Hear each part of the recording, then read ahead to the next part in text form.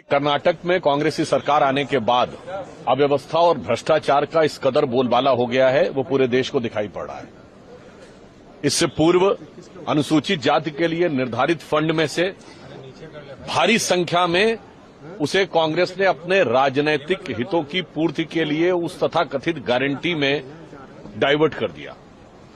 आज एक अत्यंत गंभीर विषय जो राज्यसभा में वहां राज्यसभा सदस्य राणा कराडी जी ने उठाया, 267 के नोटिसेज चेयरमैन साहब ने नहीं माने थे, परंतु यह विषय जिस समय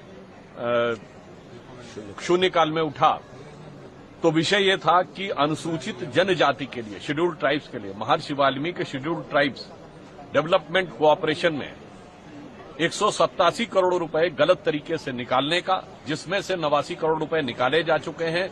और उल्लेखनीय बात यह है कि समाज के सबसे वंचित वर्ग के विकास के लिए गए पैसों को भ्रष्टाचार के द्वारा राजनीतिक और व्यक्तिगत हितों में उड़ाने का बहुत गंभीर, संवेदनशील और वेदना देने वाला विषय है। उससे ज्यादा कष्टकारक यह है कि कांग्रेस के सदस्यों ने इस पर इतना ज्यादा वितंडावाद किया, इतना व्यवधान उत्पन्न किया कि 0 आवर में जो 3 मिनट का समय मिलता है सदस्य को बोलने में, उनको 3 मिनट बोलने के लिए 35 से 40 मिनट तक इंतजार करना पड़ा, क्योंकि हर वाक्य के ऊपर वो निरंतर व्यवधान कर रहे थे।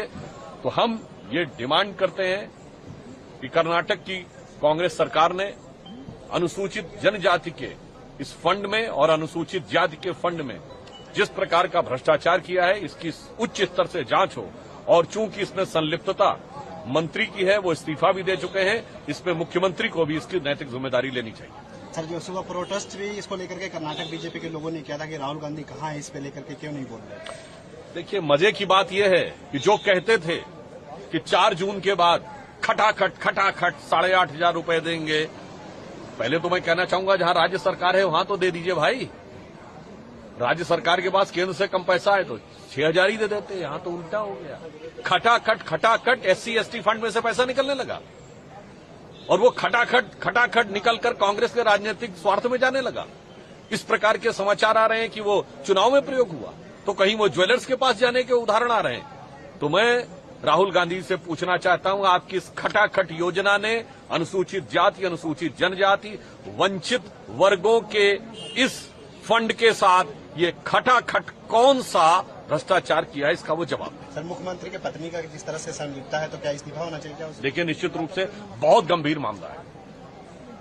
मैसूर अर्बन डेवलपमेंट अथॉरिटी में जिस प्रकार की बातें आई हैं उनके परिवार को लेकर, इसमें सीधे उनकी पत्नी को लेकर, मुझे लगता है कि मुख्यमंत्री को इस विषय को की नैतिक जिम्मेदारी लेनी चाहिए। और यदि वो इस विषय से पीछे हटेंगे तो भारतीय जनता पार्टी इस पर पुरजोर तरीके से बेंगलुरु से लेकर दिल्ली तक उसके विरुद्ध अभियान चलाएगी।